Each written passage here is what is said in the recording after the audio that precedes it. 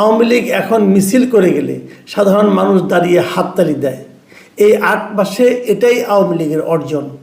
আরও কিছুদিন সময় নিন, আরও অনেক কিছুই দেখতে পাবেন ইনশাল্লাহ।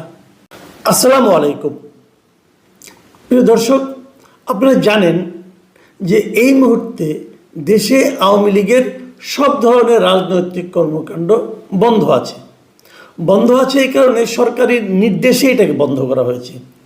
সরকার বলেছে যে দল হিসাবে গণহত্যার জন্য আওয়ামী লীগের দায় কতটুকু সেটা একটা বিচার করা হবে ট্রাইব্যুনালে, এবং সেই বিচার যতদিন শেষ না হবে ততদিন পর্যন্ত আওয়ামী লীগ কোনো ধরনের পলিটিক্যাল অ্যাক্টিভিটিস করতে পারবে না। এখন সেই বিচার যদি আগামী নির্বাচনের আগে শেষ না হয় তাহলে আওয়ামী লীগ নির্বাচনে অংশ নিতে পারবে না দলীয়ভাবে। মানে নৌকা মার্কার কোনো প্রতীক আপনারা নির্বাচনে দেখতে পাবেন না। এবং এদিকে নির্বাচন কমিশনও কিন্তু আওয়ামী লীগের যে নিবন্ধন সেটাকে স্থগিত করে রেখেছে। কাজেই ধরে নেওয়া যাচ্ছে আর যদি নির্বাচন হওয়ার আগেই সে ট্রাইব্যুনাল থেকে রায় চলে আসে, যদি রায়টা আওয়ামী লীগের পক্ষে আসে যে আওয়ামী লীগকে নিষিদ্ধ করা হলো না, তাহলে হয়তো আপনারা আওয়ামী লীগকে পাবেন। আর যদি আওয়ামী লীগকে নিষিদ্ধ করে দেয় তাহলে তো স্থায়ীভাবেই হারাবেন। এটি হলো বাস্তবতা। বর্তমান নির্দলীয় অন্তর্বর্তীকালীন সরকারের এই হচ্ছে রাজনৈতিক অবস্থান। এটাকে এভাবেই রাখুন, এভাবেই ভাবুন। অরাজনৈতিক দলের, অরাজনৈতিক সরকারের রাজনৈতিক অবস্থান হচ্ছে এটা যে আওয়ামী লীগ তাদের বিরুদ্ধে বিচার শেষ হওয়ার আগ পর্যন্ত পুরো রাজনৈতিক কর্মকাণ্ডই চালাতে পারবে না। মানে আওয়ামী লীগ নিয়ে কোনো আলোচনা চলবে না। আওয়ামী লীগ নিয়ে, আওয়ামী লীগের পক্ষে, আওয়ামী লীগের ভালো মন্দ নিয়ে কথা বলা যাবে না।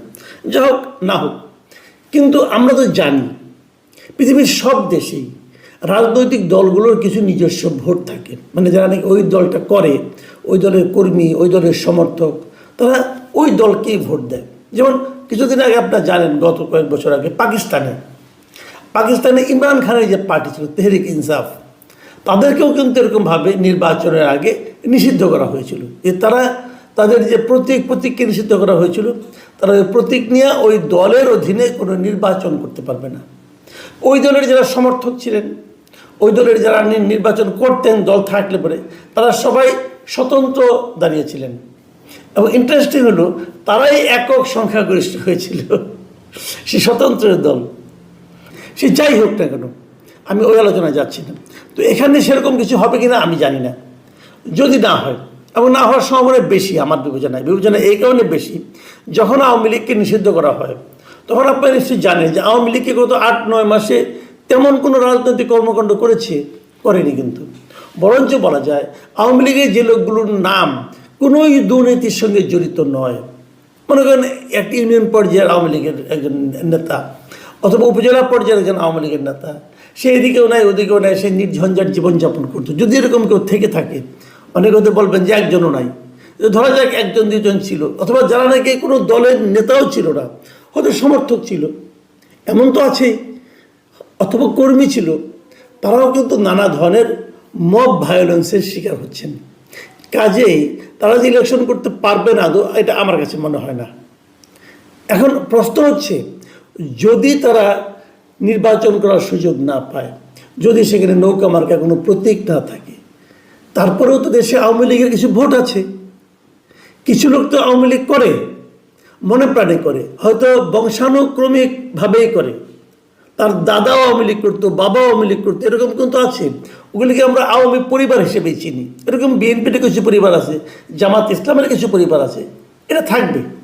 তো সেই লোকগুলি কোথায় ভোট দিবে? সেই লোকগুলির জন্য আপনি কিন্তু একটা বিকল্প সরিয়ে নিলেন, যে তাদের জন্য কোনো চয়েস নাই, তাদেরকে বাকিগুলির মধ্যে ভোট দিতে হবে। তারা কোথায় দেবে ভোটটা? এই প্রশ্নটা আমাকে অনেকেই করেছেন, আমি নিজেও আমাকে করেছি। তো আমি খুব ভালো জবাব পাইনি। আমি কিছু পেয়েছি, বাট আমি বুঝতে পারছিলাম না এই জবাবটাই সঠিক কিনা। তো যে কারণে ঠিক 7 দিন আগে আজকে থেকে আমি একটা জরিপের ব্যবস্থা করেছিলাম আমার এই চ্যানেলে। এখন অনেকে বলবেন যে তোমার চ্যানেল তো ভাই এরকম, তোমার চ্যানেলে তো ওই ধরনের লোক যে হুমড়ি খেয়ে পড়ছে, হতে পারে।